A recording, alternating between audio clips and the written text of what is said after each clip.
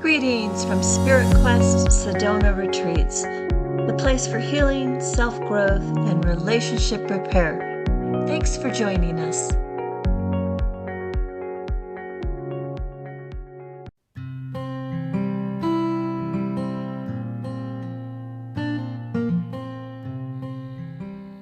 Hello, and awaken your spirit with Spirit Quest Sedona Retreats.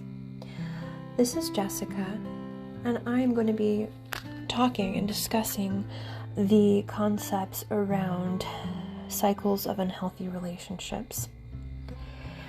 Do you suffer from unhealthy relationships? Have you happened to have multiple relationships that have ended up very poorly? Do you find that you are treated very poorly in relationships, or you're starting to develop a pattern with who you're attracting and it's not positive? If we are in the midst of a breakup or alone and we're starting to wonder, why do I keep attracting these toxic people into my life? Then we need to really take a step back and look at that so that we stop attracting unhealthy people to us. So I know it's very painful, it's very complex, and when we're going through it, it can seem so frustrating and really infuriating, especially when you give your heart and your time and energy and all your love to somebody and they don't see, honor, value, or keep you safe or respect your trust. It can be very painful. We get our hearts broken, we trust, and we get deceived. We believe in a story, a future, and the dream, the story is false, and we get hurt. It is so hard to open our hearts, right, and really allow that person in. And once we do, we end up getting hurt, and it can cause us to get really cold, our hearts to get iced over. It can really impact our ability to trust going forward. It can impact the relationship with ourselves, because it can impact self-esteem and self-worth, where we keep having these cycles. It's cyclical. We meet someone, we get excited, we give them our all, and then we get hurt. So what we got to do is just brush the dust off and say, "Ooh, okay, this some chaos is occurring in my life, and what do I do about it? I need to take responsibility for it." And I know that's a really tough perspective to embody and to exemplify when you've been hurt and it feels like, hey, that's not fair. How can I take responsibility for his cheating? How can I take responsibility for these lies or the sickness this person had, or whatever the scenario is? But it starts with empowerment, right? If you are not taking responsibility for you, then it's disempowering. They hold the power. They did it. It's their issue. So what we want to do is really make sure that we cut people out of our lives that are toxic and bringing us down. We don't deserve that. We deserve love. We deserve to be valued, seen. We deserve to be safe. We deserve to trust. Okay? But once we have these painful, horribly painful situations happen, it's really in that pain and in that suffering that the most growth is had. Profound growth can be had in our times of suffering. I'm not sure why the divine design is like that, but it is. So let's embrace the suffering. Let's sit with it, explore it, and understand, okay, wow, I don't want this to happen again. I don't want to give my heart and have it be taken advantage of, and I don't want to be deceived. I want to be happy and love. It's all going to start with the relationship with you. So many times we give a lot of our power away to partners as well when they fulfill our needs for us. We don't want to do that. That's where toxic bonding can occur, is when we have certain primal needs that we're not even aware of, and so we trauma bond with someone because they fill that need. And it can even be extremely unhealthy.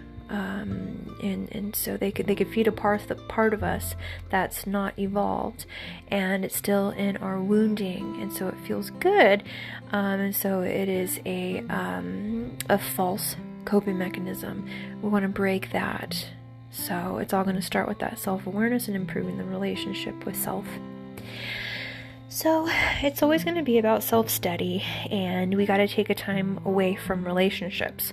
So when you let somebody into your sacred vessel, your sacred body, you do not want to, there's a lot of energy exchange there, and it can be extremely intoxicating, and it can take a lot of your energy away when you are intimate with somebody, or you're letting them into that sacred space, even into your home, into your time, into your orbit.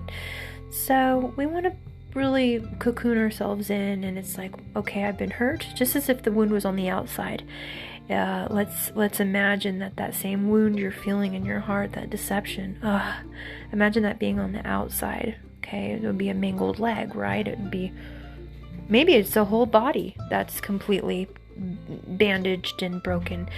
You wouldn't be trying to jump out there, and you would really sequester yourself away and give yourself time to heal, right? So same thing when something so tragic like deception or heartbreak happens. We want to sequester away, and so you wouldn't want to expose the wound, right? So we don't want to expose our wound to anything that can draw us down or pull our energy away. We need to savor our sacred life force because we want to utilize it to the best of our ability, right? So, okay. So let's step back and be the observer, and let's make a timeline. Let's start observing why this is happening. Let's start looking into the characteristics of not okay, well, all my partners had black hair, all the partners were from this area of the world, or he was tall, he was short, or they all cheated, or so we want to go deeper than that. Okay, so what were the main things they affected? All the different partners, all the different toxicity that you've seen. Wow, none of them I could really trust. Maybe they or she or he didn't cheat, but you never felt safe. Really sit and feel in, how did I feel with this person? What was the eventual issues that arose that caused the breakup? Start really writing them all down and see if there's any similarities. And we want to really circle those and start to really dig into that lesson. Okay, so this is another thing that can be pretty hard to handle at first, but we want to be the observer, right? And no, this is just an observation. This isn't a truth. So you need to just define your own truth. See what feels right for you. This is just a technique that I've found and I've observed. And so, okay, so we are put on this planet to learn and to evolve. Okay, so there is going to be some main overarching life lessons that are going to be pivotal and extremely important, paramount for you to really understand and heal. Do the deep healing around that. If you do not do the deep healing and really evolve to that other consciousness, that other plane, in result or of consequence of the wound, you're going to keep on experiencing the same story that's going to cause the same underlying feeling or wounding, not feeling safe. Why is it when I was little I never felt safe? Now I'm attracting partners where I never feel safe. Wow. When I was in childhood, I never felt wanted. I was pushed aside and dismissed. Never felt wanted. Now I'm attracting people, friends, partners, where I get dismissed. I never feel wanted. Nobody ever includes me.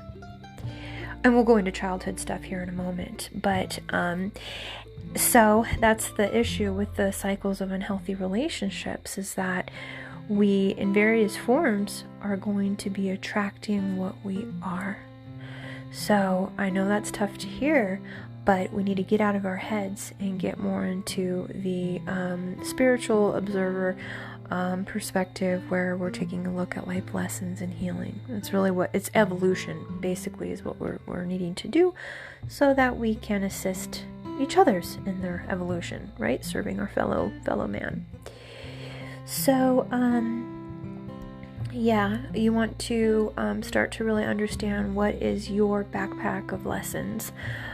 Usually we can boil it down to the main childhood wounds that we because those contracts that we had coming in. So the childhood lessons and wounding is what we're going to carry through until we do the work to heal that. So now let's go into childhood a little bit. So childhood is so important to do your inner child work, because that's really where you're going to get the most insight about yourself. Those primal needs. What are primal needs? Okay, primal needs are what each of us need to feel okay in life. It is very important that we do the inner child work to understand what those needs are, because they're going to be very different from person to person. We want to know what our partner's primal needs are so we can meet those. We want to know what our kids' main woundings are so that we can try to remedy that before they get too big. We want to definitely understand what our main wounds are so that we can have awareness around them and really try to treat ourselves in that way. That's going to be so important. That's where it comes back to the relationship with oneself. So we put a lot of emphasis on that special person, right? Put a lot of emphasis on sacred union, marriage, meeting the one. Okay, and that is a beautiful thing, and we want to have connection. That's really what we want in this world, but we need to improve the relationship with ourselves first. Okay, we got to take that time out where we're single, we're not intimate with anybody, and we do this kind of deep work so that we can form a partnership with all of our complex parts of our psyche and being that need to be really cared for, cherished, honored, loved, even where you can be intimate with yourself. That's where there's presence, and that's where there's true validation, where you really honor and know yourself and really treat yourself like you want your partner to. But you have to start understanding what those needs are so that you can start meeting those. Needs generally are going to result out of the wound. Okay, so I know that's interesting, but so basically we have certain wounds that happen when we're little. My childhood wounding is going to be different from your childhood wounding. Your childhood wounding is going to be different than your ex-partner's childhood wounding, right? So it's a particular wounding that causes hypervigilance or an abandonment of certain aspects. For instance, let's say my childhood wounding is about abandonment. Okay, I felt abandoned. I never felt important or wanted. That's a really big one because a lot of us didn't get emotional validation when we were little. Okay, and so everyone left. I basically raised this is just an example. It's purely, I'm just using it as a metaphor or example. But let's say that the wound is abandonment. I was left behind. There was not a lot of presence for me. No one made me feel important or really seen. So I'm going to have a need from that wound. So I have an abandonment wound. And we'll create another episode about this because it's very, very complex and there's a lot of layers to it. And but I'm more just using this in reference to understanding why we're attracting toxic people. So abandonment wound is going to result in me wanting to fill that void, and either one, I become extremely dismissive of my own self, which that's typically what happens, is that we end up in a self-sabotage loop or a self-deprecating loop somehow of reaffirming the toxic story over and over and over again with ourselves, which perpetuates the attraction of that same partner that's going to perpetuate the abandonment. It is really bizarre how it happens, but it does. So we are made to believe when we're little that we're not good enough, that we're not seen, we're not valued. So we adopt that belief because when we're little, unless we have a really spiritually advanced, really emotionally intelligent, powerful role model and teacher and parent come in and really teach us these things and help us develop coping mechanisms and really give us those tools, many times we're just kind of shooting in the dark and doing what we think is right. We watch our parents, we watch our guardians, we watch other kids, we watch society. We start forming thoughts and beliefs and judgments and critiques. We start forming certain norms within our thought processes. We start constructing an identity. Adopting certain beliefs about ourselves that we're seeing. Mom and dad don't see me. I must not be invisible. My emotions don't matter. Well, that's what you're seeing and learning as a little kid. You're a little kid. So kids are very observant, and they do observe. They absorb a great deal. They're very, very, very amazing kids. And so imagine your little 3-year-old self forming beliefs about herself. Who am I? What is my importance in this world? Who am I to these two people? They're never here. How am I to form an identity about myself? Who is this person? How does she matter? You see how as we grow and we adopt certain beliefs and get certain wounding, it makes sense that our identity would assume those traits, right? It's done as we're asleep. A lot of it we're asleep, and that's what we're trying to do now. Is we're trying to wake up, and we're trying to really awaken to who we are and what we need. So anywho, not to go on a tangent about that whole thing, but so the psyche and body also is collecting along the way. The body is really an amazing collector. We love our body because it holds and stores so much. Wow. It's such a powerful teacher, but it holds on. So we need to mind, body, spirit really start to challenge a lot of these beliefs and traumatic events that have occurred. And as in terms of the wounding, okay, I have an abandonment wound. That means that I have a primal need that's developing from that, which means inclusivity is going to be paramount. Inclusivity is the deal. We'll help you understand your primal wounds in a different episode, but just as an example. So, all right. So, primal need that came from an abandonment wound is inclusivity, which means validation, inclusion. There needs to be presence, and so really have got to start doing that within yourself. Set a practice every morning where you spend 10 or 15 minutes in an inclusivity meditation, and where it's a deep development and honorment of you, the beauty and eccentricities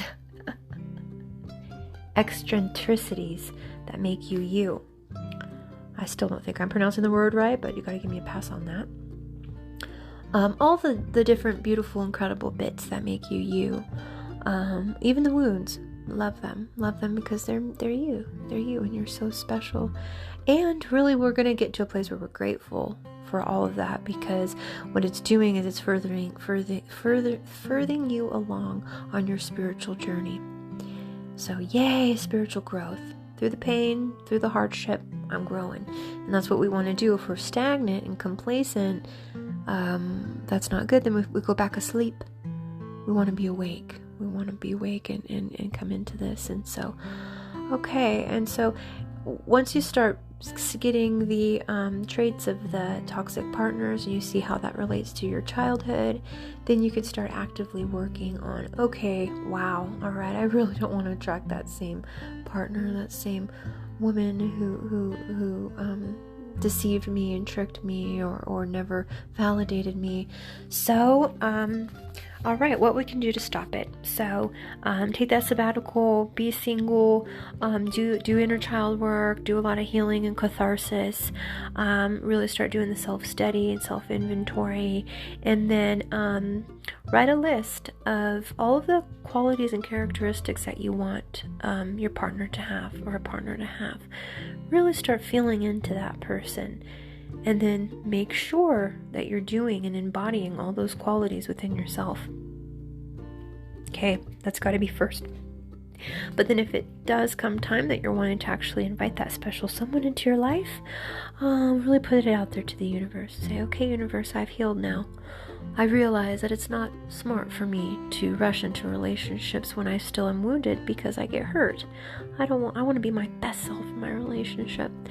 So I'm going to do healing, and I'm going to connect with other humans, and I'm going to be humble, and I'm going to crack open, and I'm going to do the modern day walkabout, figure out who in the world I am, what in the world I need. And that's going to allow me to be a better partner to myself and to this amazing person I'm trying to call in. Universe, I'm ready to call in my special someone. I've done my work, and I'm ready to connect and have a healthy relationship. When you do bring in that person, make sure that you have your eyes open and you're not asleep. And you notice red flags. If you see red flags, you're able to release that contract or that union. Say, okay, that's not for me, move on. Or you start seeing, you start seeing that the person you're attracting is starting to go down that same pattern. Stop. And you say, I'm so sorry. This actually wasn't what I wanted. Even if the chemicals are strong, no, we want to be in a deep honorment of oneself, right? And not being asleep in the chemicals or asleep in the action, asleep in the those feelings that you get when you first meet someone. We want a true deep partnership, right? So and then when you do bring in that person and they do their consciousness is at that place where you really feel like they have awareness around your particular set of needs, because another thing is that we want to meet those needs, but we want to also have a partner that brings in the remedy to the primal wound. So if we have, for instance, the abandonment wound, we would want to bring a partner that's very, very validating and very, very inclusive, and they are very present and they're able to pour in a lot. We need to have that because that's what we're going to need to feel really happy and loved. It's going to form probably our love language from that. So, and then make sure you do your work around the relationship. Relationships are take a lot of awareness as well. They take on their own personalities, if you will. And so you want to make sure that you're learning tools for communication, you're learning tools for intimacy, you're learning tools for mutual respect. You want to make sure that you've got a partner who's willing to grow and evolve and do the work as well. And of course, we do have sessions for all these things. And okay, well, I wish you very well. I want you to know that if you're in the midst of heartbreak, it will get better. And just use this opportunity to wrap yourself up in a lot of love and presence and all the goodness and block out people who are toxic in your life. And we wish you all the very best. Goodbye.